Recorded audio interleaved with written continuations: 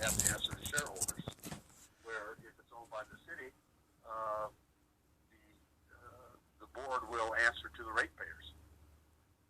Right. No, I would want. I don't know. I guess I like a mixture. I like how they were talking about doing something. All that shelter, they were talking about getting nonprofits to run it, but then get a government-owned shelter. I kind of like that partnership. The let's see. What about municipal electricity? What are you in favor of it? Would you be interested in studying it, or are you against it? Municipal electricity? Oh no, my bad. I'm sorry. Internet, municipal internet. Oh, I don't know much about that. There's so many internet providers now. So I'm talking about like free internet for people all around town. They do this in Minneapolis, and it's basically just one big pole. It's a mesh network, so it's different, fiber optics and some Wi-Fi, but essentially you're gonna, turn the whole city on to internet, and they do it inexpensively. So it's $8 a month to get onto their citywide plan. So if you got Wi-Fi, you pay your $8 a month anywhere you go in the city. You're hooked up, and it's $8 a month, which I was my internet bill's $70 or something crazy right now. So it's good internet, but yeah, I feel like I like the idea of municipalization because I don't want a monopoly, but by having a player in the market, they're able to kind of regulate rates so there's not any price gouging. Yeah, so I haven't thought about that at all, Jonathan. The internet, municipalizing that. It seems to me like there's various plans. I mean, bandwidth and that kind of stuff. Some people got to have a bigger speed than other people. I don't know exactly how that would work in that kind of system. Whether you pay for what kind of bandwidth you're using, or I'm not a very tech savvy guy, but I wouldn't rule it out. But I just haven't thought about it at this point. Yeah, no, that's fine. I was actually wanting to just keep the questions pretty light, so I can call you back. The solar. The last question I had was solar trees. Have you heard about a solar tree? Do you know what a solar tree is? First, I guess. No. They're about $10,000, and a lot of people are talking about whether or not it's better to. With Pedco, it seems like they're kind of trying to pull these outside corporations in when I feel like we should try to develop ourselves. But I got this other novel idea which just makes it look like Pueblo City has it going on. We know what we're doing. And it's a solar tree. Solar trees they're exactly what they sound like. They're not real trees, but they're just made up of solar panels, and they're distributed around the city, and people go up there with their laptops and with their cell phone chargers and whatnot, and they use it. They're probably about $10,000 a piece.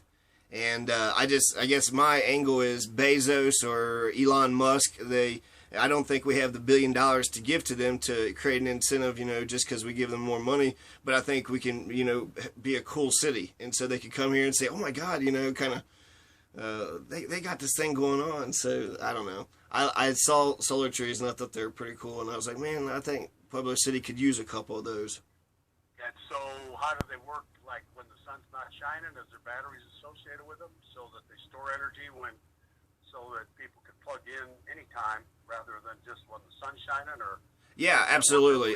The battery technology isn't great. I don't know if a lot of people know that. But yeah, you have a battery technology there too. So you have it'll store. It depends on which one you get. There's like 3 or 4 different companies I know about, and then they have different designs. But yeah, well, I'm a big fan of renewable energy. I've been driving an electric car for 5 years. I got a Chevy Volt that I drive. I'm on my 8th tank of gas, about 35,000 miles. Yeah. Well, let me ask you this, and I'll let you go after this. We're supposed to, as a city, we've pledged to be 100% off of oil, so no gasoline for our cars and no coal for our electricities by 2035. In Germany, about 50% of their households have solar panels on top of them. So I just feel like, God, we got to get on this. We got to get more aggressive on getting 100% clean, green energy in just 17 years or so. So I'm wondering what, do you have any programs? Do you disagree with my analysis? Because I feel like I don't see any solar panels on anybody's houses anywhere. So I'm thinking, God, we're so far behind on this. We got to really step up our game and get more aggressive if we're going to, beat this timeline that we've imposed upon ourselves. Well, I see solar panels in different places, around town on houses and stuff like that. I mean, part of the issue is, the Black Hill stuff, and if you're generating electricity at your house, what are they, is that really saving you on your electric rate, or are they letting you sell that excess energy to them? I think one of the things we'll see is Elon Musk develops this technology where he's got that battery that you put in your garage, and it stores the power that you make during the day, so that you can use it at night. That will have that could have a big effect on things as that technology gets better and better. But no, I mean, that's a goal we have to move for. Yeah, 2035 to be energy independent or 100% renewable. Like I say, Pueblo is situated tremendously for the solar industry. I think it's probably not realistic to think we could put a solar panel on every house and that's going to do it. I think we've got to have some of these large solar projects and some of these large wind turbine projects to do that as well. But I think everything helps. Every step you take helps. What percentage would you say in Pueblo has solar panels? Because I mean, I believe you that you've seen one or two, but I feel like they're just very few. On houses? Yeah. I guess it's probably less than 1%. Well, here's a policy thing. This is something both the Tea Party and the Occupy had agreed on. They were doing more solar panels in some city in Florida, but because the grid, something about you have to tie into the grid, that people weren't allowed to sell their electricity that they had stored by battery to their neighbors. Would you be in favor of that? Being allowed to sell your own electricity? It's too early for me to tell whether I'd be in favor of that or not.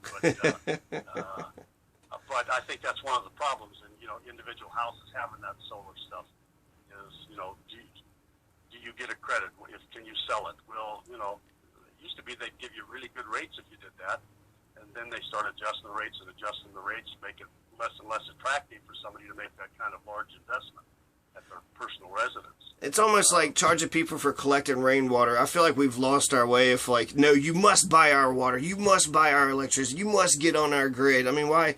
As an American, I just feel like if you don't want to get on the grid, you're being totally independent, you're being completely autonomous, and, do your thing. I feel like... Yeah, no, you don't have to get on the grid. I mean, there are places, obviously, in Colorado, I'm not sure there are in Pueblo, where you don't have to be on the grid.